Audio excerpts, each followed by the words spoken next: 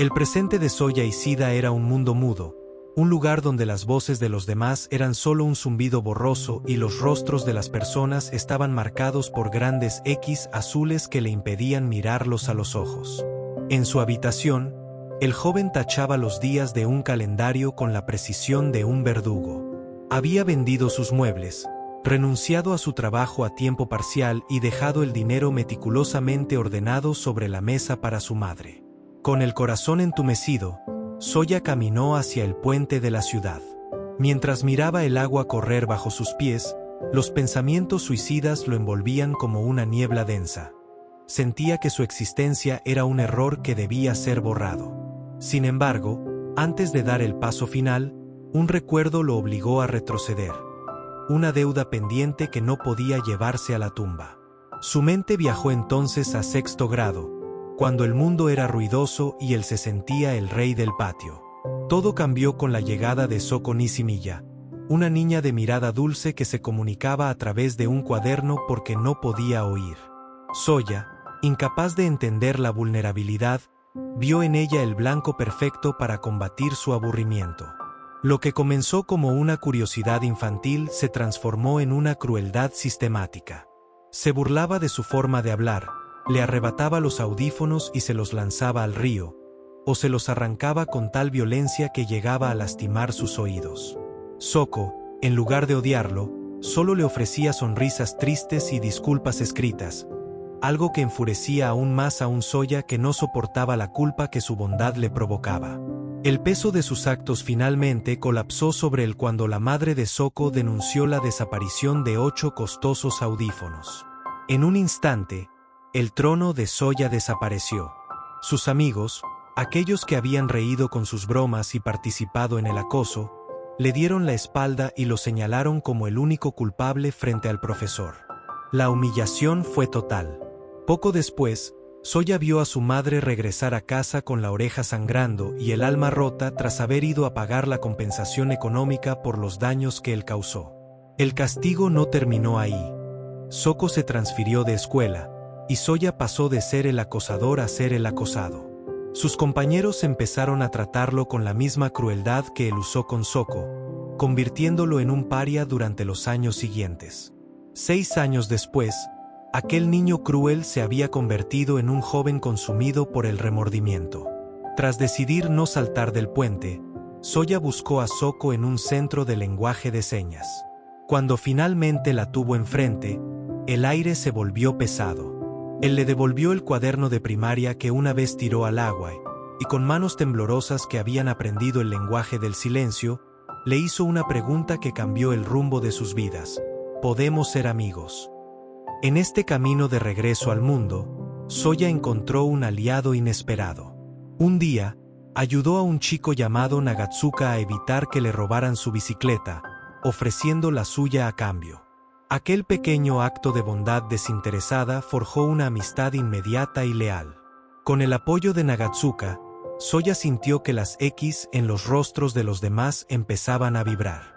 Impulsado por esta nueva fuerza, decidió no rendirse y volvió a buscar a Soko, decidido a devolverle la voz que él mismo se encargó de silenciar años atrás. El reencuentro no fue sencillo. En uno de sus encuentros en el puente, mientras intentaban comunicarse, el viejo cuaderno de primaria de Soko cayó accidentalmente al río. Sin dudarlo un segundo, Soya se lanzó al agua para recuperarlo, un acto impulsivo que le costó una suspensión escolar, ya que estaba prohibido saltar desde allí. Pero para él, ese cuaderno era mucho más que papel mojado, era el único puente que le quedaba con ella. En medio de estos días confusos, Soya se cruzó constantemente con un niño testarudo y protector que siempre estaba cerca de Soko, intentando alejarlo.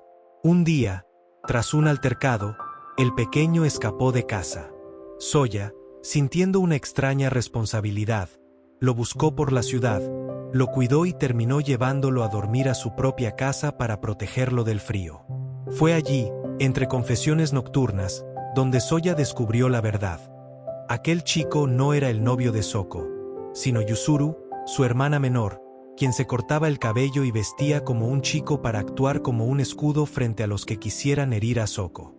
Sin embargo, El pasado de Soya seguía siendo una mancha imborrable. Cuando la madre de Soko lo encontró cerca de sus hijas, el aire se congeló. Sin mediar palabra, ella se acercó y le dio una fuerte bofetada en el rostro. Fue un golpe cargado de años de dolor, de ver a su hija llorar y de pagar el precio del odio que Soya sembró en la primaria. A pesar del dolor, Soya quería que Soko recuperara los vínculos que él mismo le arrebató. La llevó a reencontrarse con Sahara, la única compañera que intentó ser su amiga en sexto grado. Pero este viaje al pasado también trajo de vuelta a Ueno, la chica que lideró el acoso junto a él y que seguía guardando un rencor venenoso hacia Soko.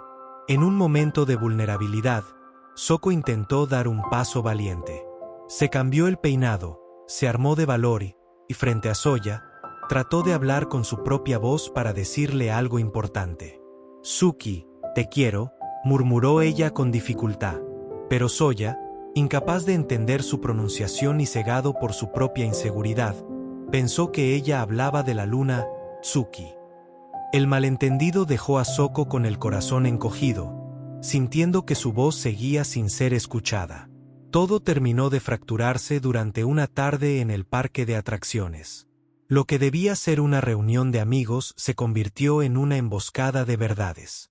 Ueno confrontó a Soko, mientras que Yuzuru grababa un video en secreto, capturando la toxicidad y la falsedad de aquellos que rodeaban a Soya. La armonía era una ilusión. Soya se dio cuenta de que el grupo estaba unido por la culpa y no por el afecto, y que su intento de arreglarlo todo solo estaba abriendo grietas más profundas en el alma de Soko. El frágil equilibrio que Soya había construido terminó por romperse de forma estrepitosa. En el puente, las viejas acusaciones resurgieron como veneno. Las máscaras de buenos amigos de Kabai y Ueno cayeron, y Soya, asfixiado por la culpa y la hipocresía del grupo, volvió a aislarse, sintiendo que no merecía la compañía de nadie. El ambiente en casa también era pesado. La familia enfrentó la triste muerte de la abuela de Soko y Yuzuru, un pilar que las mantenía unidas. Intentando recuperar un poco de luz, Soya asistió al cumpleaños de la madre de Soko, logrando una tregua silenciosa con ella, y luego todos se reunieron para el festival de fuegos artificiales. Mientras el cielo se llenaba de colores y explosiones, Soko se despidió con una sonrisa triste, diciendo que debía irse a estudiar. Soya, sintiendo un presentimiento amargo, la siguió hasta su apartamento. Al entrar, el corazón se le detuvo. Soko estaba en el borde del balcón, intentando saltar para acabar con su vida, convencida de que su muerte aliviaría el dolor de todos. Soya corrió con todas sus fuerzas y logró sujetarla de la mano en el último segundo. En ese instante de vida o muerte, Soya le hizo una promesa silenciosa al cielo. Le prometió que haría las cosas bien, que dejaría de huir y que la protegería.